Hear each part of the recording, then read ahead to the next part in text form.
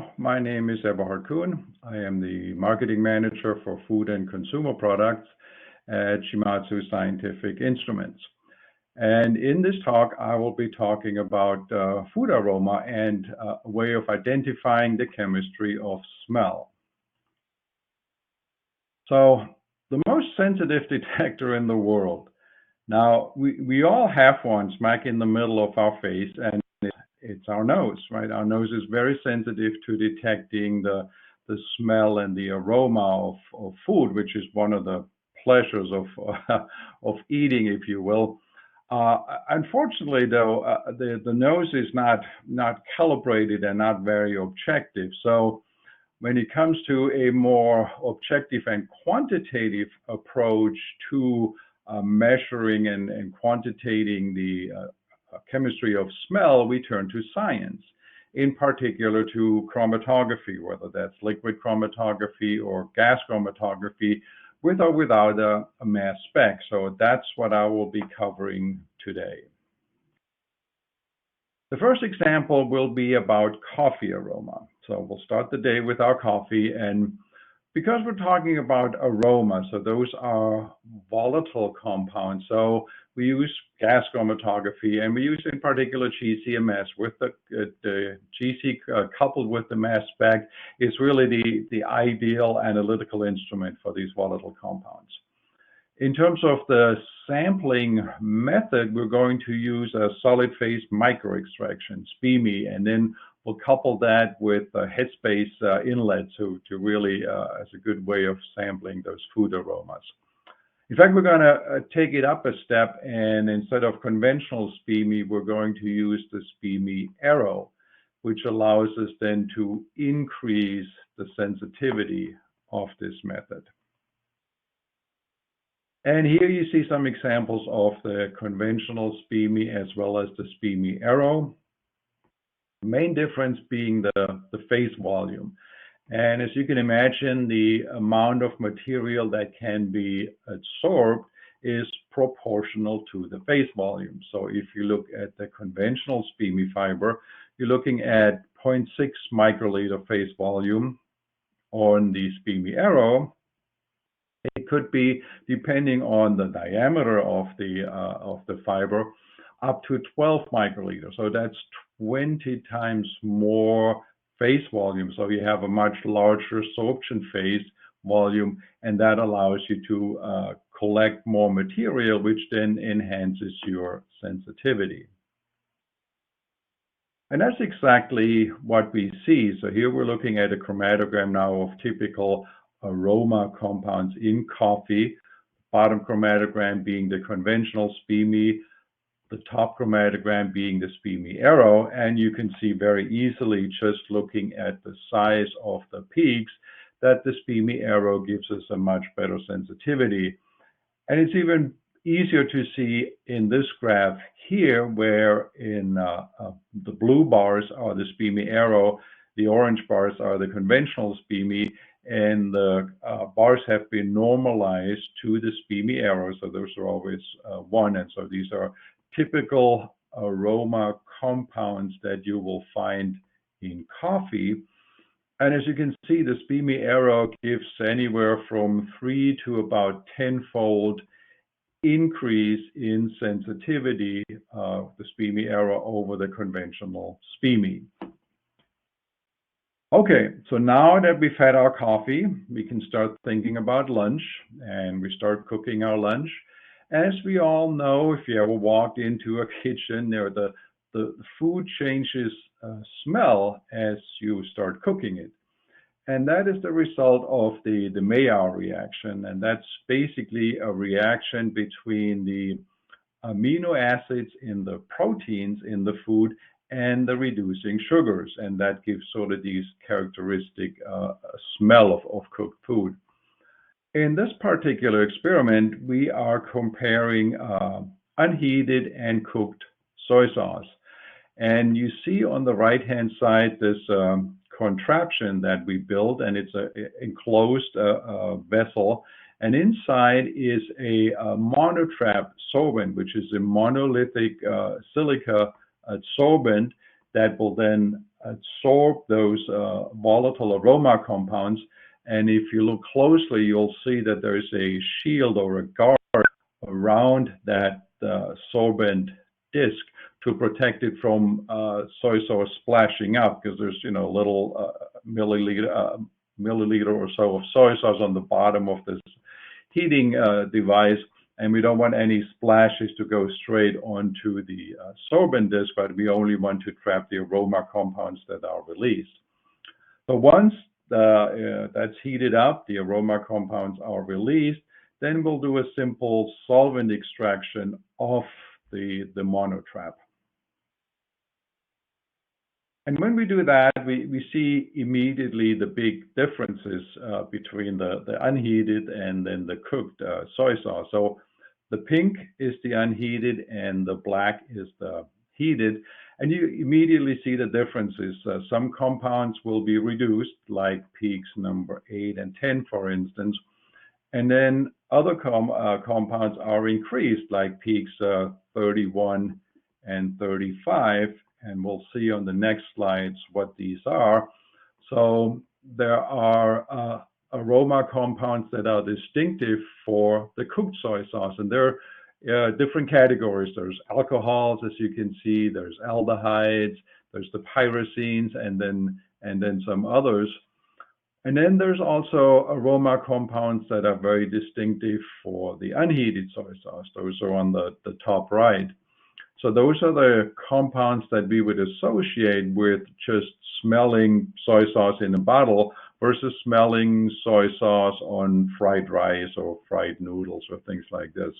And then on the bottom right are compounds that are common to both heated and unheated soy sauce. And because even heated or unheated, we can still recognize soy sauce, the smell, the aroma of soy sauce. So there are compounds that are common to both, and we have those summarized here. So the main compounds of the unheated soy sauce are all these butanol and butanol type compounds. So butanol, isobutanol, 3-methyl-1-butanol. So that's what we smell when we smell just soy sauce as you have it here, say as a dipping sauce for dumplings or sushi or so. Then once we cook it, then we get these reaction products of the Maillard reaction, the furfuryl alcohol, furfuryl, pyrrole, pyrazines, those kind of compounds. And those we know we associate then with cooked soy sauce, like we have here, like fried rice or kung pao chicken or any of those foods that have cooked soy sauce in them. And so the results then really say that, hey, the character of the soy sauce changes as we start heating it. So the character of soy sauce decreases, and we're creating these fragrant smells as a result of the cooking. So we know that. Okay, now that we've had coffee and lunch, it's time to think about happy hour. And here we're looking at lemon-flavored alcoholic beverages, like like a lemon vodka or something like that. So those samples were stored in the refrigerator prior to opening. Once we open them, we put them in a vial with our trusty monotrap sorbent that we've used for these previous experiments. And then we start heating it up, and we trap the fragrance components in the monosorbent trap, and then we'll do a solvent extraction and again analyze by GCMS.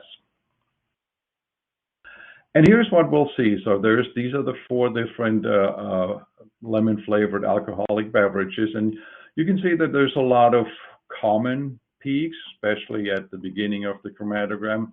But there are also differences, and some of the differences are, like the monoterpenes that we see there, like limonene, myrcene. There are sesquiterpenes that we find, like the caryophyllene. Terpenoids, monoterpene alcohols, like linalool, and then geranyl acetate. So a lot of different, these kind of flavor compounds have been identified in some, but not all, and especially the aliphatic aldehydes. And we'll see on the next slide specifically what these are, and I don't need to go through all of them, but you can see that some of them are very characteristic of some of the beverages, while others are not. And on the column on the right, you can see the different classes of compounds that they're in. But then we went a step further and we did principal component analysis, PCA, and we really see the distinct differences between all four of those beverages. And you see the colored circle correspond to the colors of the chromatogram a couple of slides ago.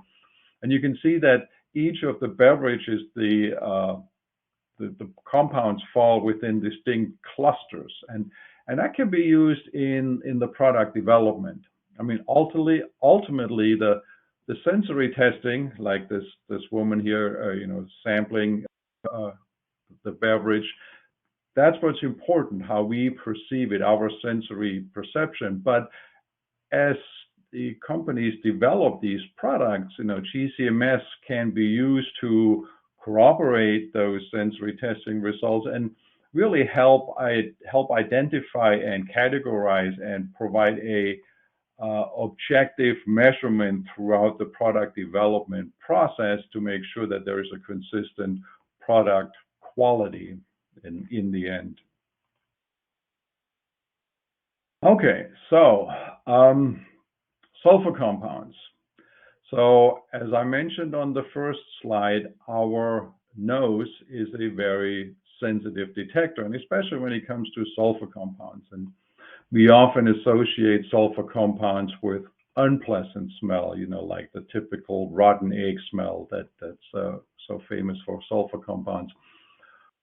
But we also saw in the coffee, and we'll see here in the following slides, that there are also sulfur compounds that contribute positively to the aroma and the smell of a food. But again, our nose is very sensitive to these sulfur compounds, and sometimes the GCMS is not sensitive enough to pick those up. So we'll have to go to a more dedicated detector, and in this case, we'll be using a sulfur chemiluminescence detector, an SCD, that really offers excellent sensitivity for sulfur compounds, even at low trace levels. And on the bottom right, you'll see our little setup. So we're using kimchi as our sample. That's the famous Korean pickled cabbage. And it's in a sealed bag in this little container. And we have our monotrap there again. So as we're heating this up, we're trapping these kimchi flavors. And then we'll do a solvent extraction again. And so what we'll see then is we'll have this dual detector approach. On the bottom, you have the GCMS total ion chromatogram. On the top, you have the GCSCD, the sulfur chemiluminescent detector. And you can see much bigger peaks, so it's much easier to quantify these sulfur compounds with an SCD than with a mass spec. In particular, if you look at peaks 4 or 5, now you have to look very closely to find them in the mass spec trace versus the SCD where they're very prominent. So with the SCD, a dedicated sulfur detector, you'll pick those up. Keep in mind though that that detector is specific for the sulfur compound. So if you look at the chromatogram, there are a couple of large peaks that are between 4 and 6 minutes.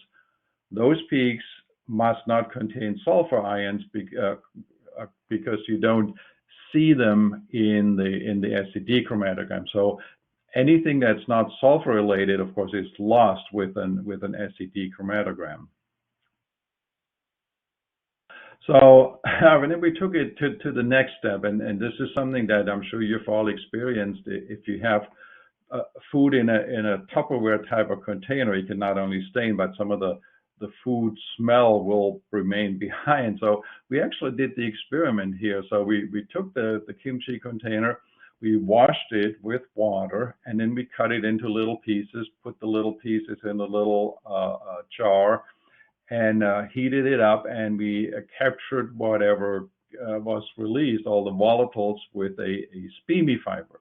In this case, we weren't using the monotrap. We're actually using a multi-phase SPME. That was a DVB, divinyl benzene, carbon, and PDMS, polydimethyl siloxane. So this multi-mode SPME will capture the sulfur that's released from the pieces of the container to see what is left behind even after rinsing with water. So again, we're comparing the SCD with the GCMS, and in this case, we broke the chromatogram, which is about 30 some minutes long, into 3 segments, and you can see here on the first segment, again, you see immediately like peaks for much greater sensitivity on the SCD compared to the GCMS. And then here again, this is the middle section, and you can see some of the peaks that are again much more pronounced, like peak 19 or 22 in particular is much greater on the SCD than it is on the GCMS. And here's the tail end of the chromatogram, and you can see a lot of these compounds, 29, 32, those are all much more pronounced on the sulfur chemiluminescence detector compared to the mass spec. So again, it just shows that the mass, we'll go to the, here's just all the different compounds if you wanted to look at what all of these 36 compounds were. But here again, a total of 36 we saw, and were identified in the washed kimchi container. And you can see here on the top, on the left is the SCD trace, on the right is the GCMS, and you can see that because the SCD only looks at sulfur compounds, there's no interference like you would have on the mass spec. So you have some interference there that may or may not give you as accurate a quantitation of those sulfur compounds. And the same you see on the bottom. You get a simpler chromatogram, if you will, with the SCD because it is very selective. And because of that, it's also very sensitive. And so it's an excellent choice for trace sulfur compound analysis. And now for something completely different, brought to you by the Ministry of Silly Walks. So some foods you don't smell until you actually bite into them. For instance, on the bottom right, you see this woman smelling the apple in the store, but you don't really smell much of an apple until you actually take a bite out of that apple. And then you start getting some of the aroma compounds released. And so we can actually measure that. And you see the instrument that's used on the right there. It's our what we call the chewer. And here is a kind of a cartoon of how it works. But first, before we get back to the apple, if you look at the right-hand side, this chewer is actually used by a lot of food development companies. In this case, it's like the Beyond Meat, where they look at their plant-based burger and compare the texture to a meat-based hamburger.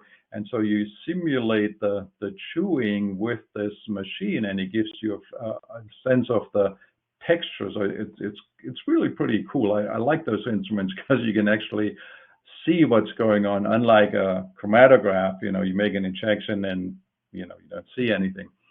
So to the left of that, you see the chewer there. So it's a way of simulating the chewing. But we can, again, take that another step further by putting that inside a sample bag. And so not only now are we simulating the chewing and getting a feel for the texture, but now we can capture these flavor compounds as they're being released while we're chewing. So it's like the experience that we're actually getting as we're eating the food.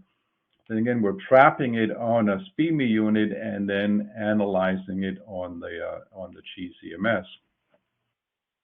So just to summarize the method here, again, flavors are released during the chewing process, and we can detect them subjectively by the nose, but We can also measure them objectively with the chewer, and so compounds are collected by SPME and then analyzed by GCMS. But before we get to the flavor, so this is kind of interesting that you can do simultaneously look at the texture and the flavor.